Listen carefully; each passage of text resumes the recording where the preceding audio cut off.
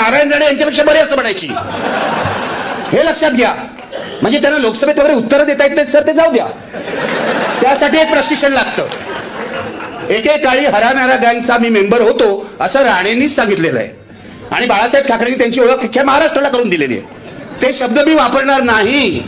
पण मला पोलिसांना इतकंच सांगायचंय, हा जो टी राजा सिंग आहे याला तुम्ही कधी नोटिसा देत नाहीत, या राणेला कधी नोटीस देत नाहीत. आणखीन 10 असे महाराष्ट्रात वाह्यात लोक आहेत, टीव्हीवर येऊन सुद्धा वाटेल ते बोलतात, भाजपचे प्रवक्ते, त्यांना कधी नोटिसा देत नाही. आणि 45 वर्ष पत्रकारितेत घालवणाऱ्या आणि प्रक्षोभक लिखाणाबद्दल किंवा भाषणाबद्दल एकही खटला नसलेल्या निखिल वाघेला तुम्ही नोटिसा देता. धंदे आहे तुमची. तुम्ही सत्ताधाऱ्यांचे गुलाम आहात. तुम्ही दुसरे कोणी नाही. नगरचे पोलीस हे सत्ताधाऱ्यांचे गुलाम आहेत, जसे पुण्याचे पोलीस हे सुद्धा भाजपचे गुलाम होते. पुण्याला भाजपने माझ्यावर जो हल्ला केला तो पोलिसांच्या संगनमताने केला असा मी जाहीर आरोप केलेला आहे. मी आज म्हणतो, या नोटिसा देऊन नगरच्या पोलिसांनी आपण संग्राम भैयाचे हस्तक आहोत हे दाखवून दिलेलं आहे. लाज वाटत असेल तर या नोटिसा परत घ्या, नाही तर कचऱ्याच्या पेटीत जातील, एवढंच सांगतोय.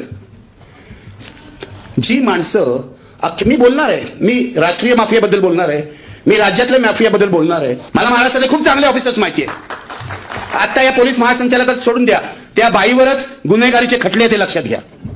रश्मी शुक्ला ज्या आहे आताच्या महाराष्ट्रातले पोलीस महासंचालक, त्यांना दुसऱ्या एका गुन्हेगार राजकारण्यांनी नेमलेला आहे. नाव घेऊन बोलायला मला काहीच वाटत नाही सर, मला माफ करा, माझी सवय आहे नावच घेऊन बोलायचं. मोदी खोटारडे आहेत तर मोदी खोटारडे आहेत. मग यास असत्य काय आहे? आता तुम्ही सांगितलं ना सर, असं बोलले मोदी खोटारडे, कारण ते व्हाईस चान्सलर आहेत, ते प्रतिष्ठित आहेत. मी काय प्रतिष्ठित नाही, मी रस्त्यावरचा पत्रकार आहे. मोदी खोटं बोलले हे बरोबर आहे ना? सत्य आहे. त्यांनी जे संसदेमध्ये सांगितलं की नेहरूंनी रिझर्वेशनला विरोध केला होता, हे खोटं होतं.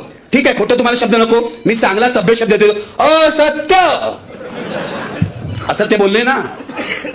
आता अमित शहाबद्दल तुम्ही बघा, ते तडीपार होते, ते तुरुंगात गेले होते. या फॅक्ट्स आहेत, हे फिक्शन नाही आहे, फॅक्ट्स आहेत, ही वस्तुस्थिती आहे.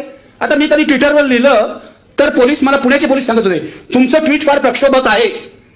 आणि काय ट्विट होतं मी तुम्हाला सांगतो, तुम्हाला आश्चर्य वाटेल. शुद्ध मराठीत होतं की अडवाणींना भारतरत्न देणं म्हणजे एका दंगेखोराने दुसऱ्या दंगेखोराला शाबासकी देणं आहे. साधं आहे, फॅक्ट. अडवाणींच्या रथयात्रेनंतर भारतात त्यांच्या पाठोपाठ सर्वत्र दंगली झाल्या होत्या की नाही? हे मुख्यमंत्री असताना मोदीजी, जी म्हणतोय लक्षात ठेवा, पोलीस जसं संग्राम भैया म्हणतात तसं मी जी म्हणतोय. असो, तर त्यांच्या 2002ला पण ते मुख्यमंत्री असताना दंगली झाल्या होत्या. हा इतिहास सांगायचाच नाही. मला पुण्याचे पोलीस म्हणाले हे तुम्ही चुकीचं केलं. म्हटलं मला अधिकार आहे, आविष्कार स्वातंत्र्य आहे भारतात, तुम्ही मला कोर्टात खेचू शकता, मी कोर्टात स्वतःला डिफेंड करीन. आयुष्यात पहिल्यांदाच पोलीस असं येऊन सांगतायत, जसं आज म्हणाले संग्राम भैयांविरुद्ध बदनामीकारक बोलू नका, तसं पुण्यातले पोलीस मला म्हणाले की तुम्ही मोदी आणि अडवाणी यांच्या विरुद्ध बोलू नका. मी त्यांना सांगितलं ठीक आहे, लेखी द्या. लेखी नका मागू म्हणाले, लेखी नका मागू. दुसरी गोष्ट, पहिल्यांदा मला सांगितलं तुम्ही भाषणच करू नका. मी म्हटलं का? तुम्ही संविधान वाचलंय का? तर सिनियर इन्स्पेक्टर आणि एसीपी गप्प झाले, कारण वाचलंय असं म्हटलं तर मी 4 प्रश्न विचारणार. या राज्यातल्या बहुसंख्य पोलिसांनी भारतीय घटना वाचलेली नाही. आणि बहुसंख्य पोलीस स्टेशन मध्ये, हे पण तुम्हाला सांगतो सत्य, आयपीसी बुक जे आहे ते पण नसतं. भारतामध्ये गेल्या 9 वर्षात जितकं अधपतन झालेलं आहे सर्व क्षेत्रामध्ये, तेवढं अनेक वर्षात झालेलं नाही. हे माझं मत आहे.